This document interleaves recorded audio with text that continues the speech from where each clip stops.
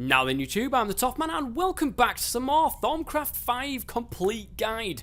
We are still in the Artifice Tab at the moment, guys, and we're going to get into the be-all and end-all of Thaumcraft 5, and it's, well, I think this was introduced into Thaumcraft 4, or was it Thaumcraft 3? It might have been Thaumcraft 3, actually, way back. This thing is absolutely fantastic, without a doubt one of the best crafting systems that's been involved in anything in Minecraft. Is the Infusion setup. This has actually changed slightly from Thaumcraft 4, so there are some things that you will need to know. In Fusion, there is the runic matrix that you can craft, which is arcane stone bricks, 4 shards of any type and night ore of any type, and basically that is the center, that is the thing that will do all of the work, okay? You will also need arcane pedestals, which are crafted as follows. And you will also need to get arcane stone. Now you will need, it's a mystical construct, so you will need to build this particular thing right here. So I've already done this over here. As you can see, I've got them right here. Now you actually need to right click the runic matrix, and there you go. We've got an infusion setup already ready, which is absolutely fantastic. Now what you want to do is place arcane pedestals around the infusion altar, this in the center here. But you want to place them in a way that they are symmetrical along this line. Now it's a diagonal line going straight the way through the middle. I always thought it was sideways, but apparently it's not. It's diagonal. So everything will go through a diagonal line. You want to keep them as symmetrical as possible to keep down the amount of instability that your crafting recipe will contain. So let's take a look. Boots of the Traveller, for instance, needs 6 items, 2 air shards, 1 fish, a feather, and 2 enchanted fabric with 25 mortis and 25 volatus. Why don't we get some of this stuff and I'll show you how this works. So enchanted fabric, a couple of that, a feather, what else was it? 2 air shards, okie dokie, air shards, 2 of them, and a fish, and leather boots, okay? Fish, any fish will do, and of course, leather boots. Now, what you need to do, guys, is show that set them up exactly as it shows you in that recipe. I apologise, guys. Still ill at the moment. It's doing my head in. But anyways, you want to keep these balanced as much as you can. We've only got 6 items here, so it's going to be difficult to try and balance them, but we're going to try and do it anyway. So we want to keep them, remember this is the line of symmetry, so enchanted fabric, a feather, an air shard, and of course, last but no means least, that fish. So I'm hoping that that is as balanced as we can possibly get it at the moment. We've got everything we need apart from one thing. If you notice down here, we've got 25 mortis and 25 volatus. What needs to happen is the item in the middle here will get infused with that stuff. So let's get a couple of warded jars in here, and you need to place these near here. It doesn't matter. They don't go towards instability. At least I don't think they do. Pretty sure they don't. So we need some mortis. So we'll just fill that up there. And a volatus, wasn't it? A volatus. Remember, you can get these guys by oops, let's put a bit more in here.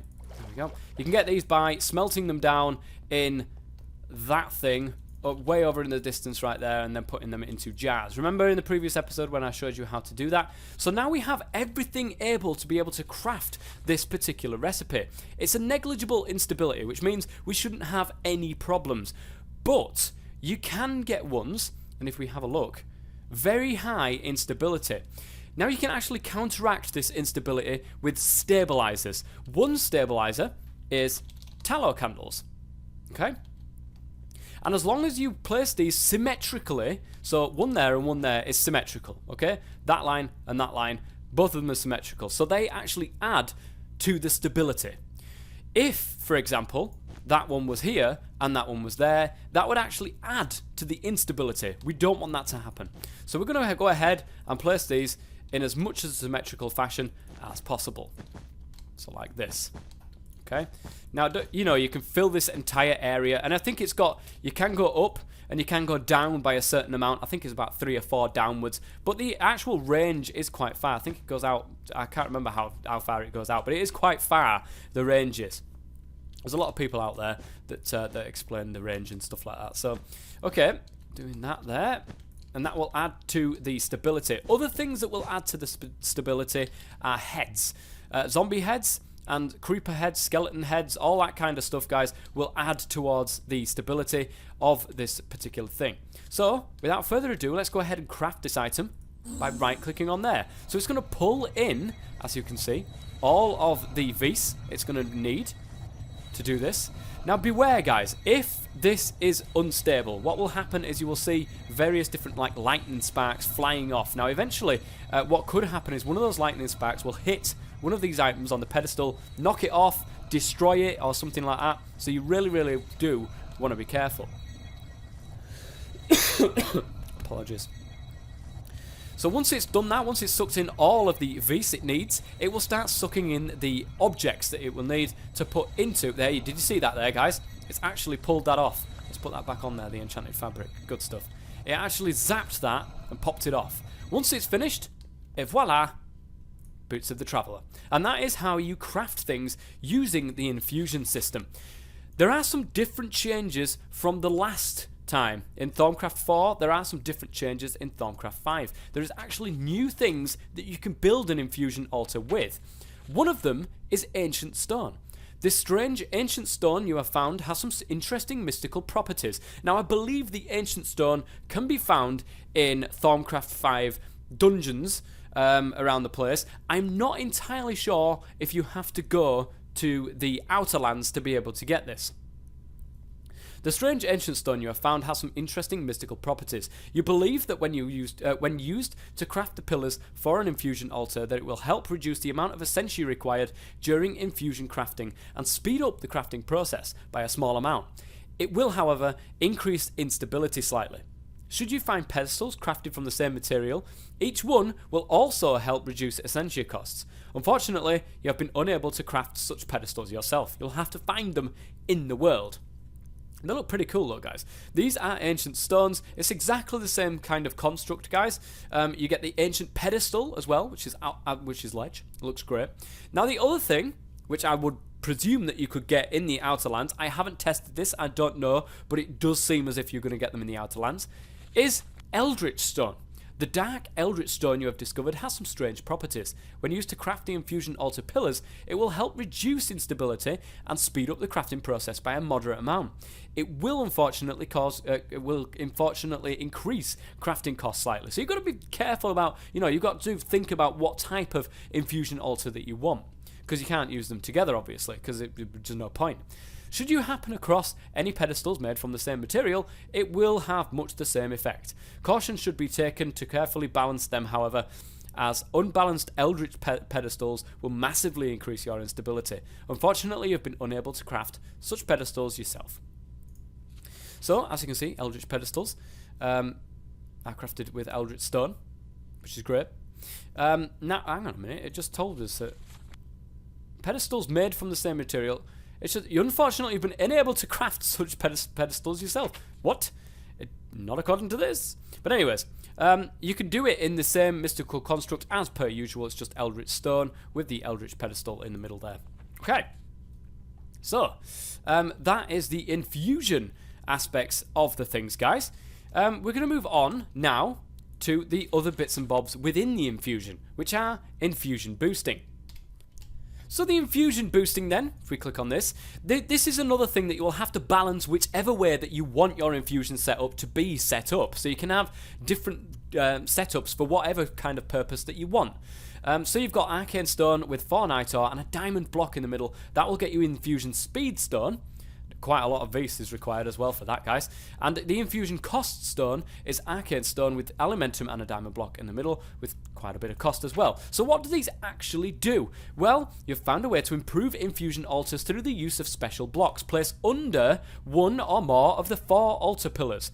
The Infusion Speed Stone will increase the speed at which the altar operates, but at a slight increase to costs. The Infusion Cost Stone will decrease infusion costs, but at a slight reduction to operating speed. These stones must be placed directly under an altar pillar, but they need not be balanced for instability purposes. So, depending on what kind of setup that you want, guys, just slip one right underneath one of these pillars right here, and you are laughing.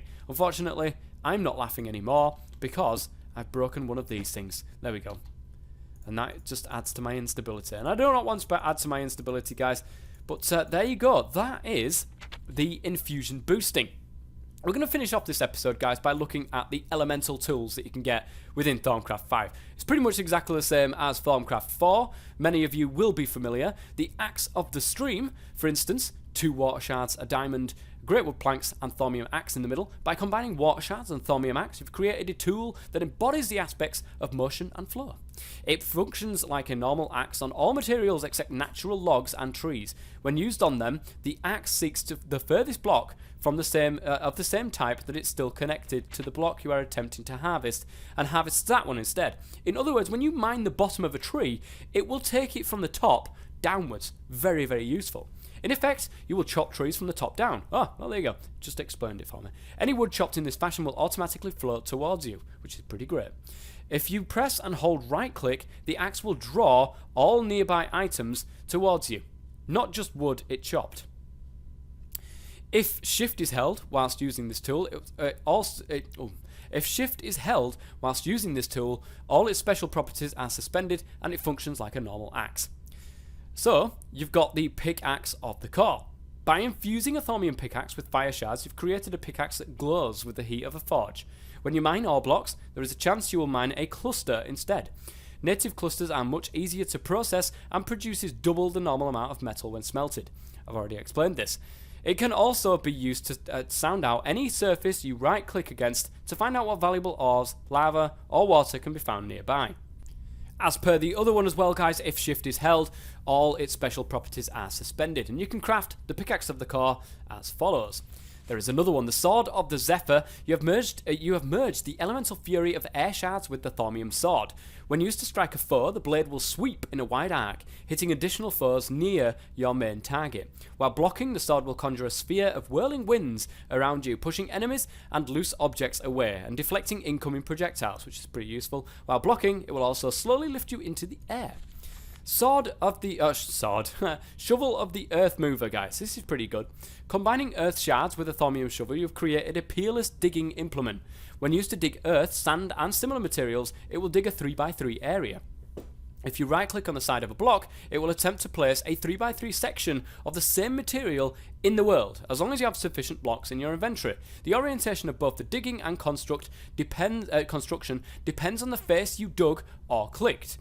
If shift is pressed, you can see where blocks will be placed in the world, and you can change the orientation of how blocks are placed by pressing G on the keyboard.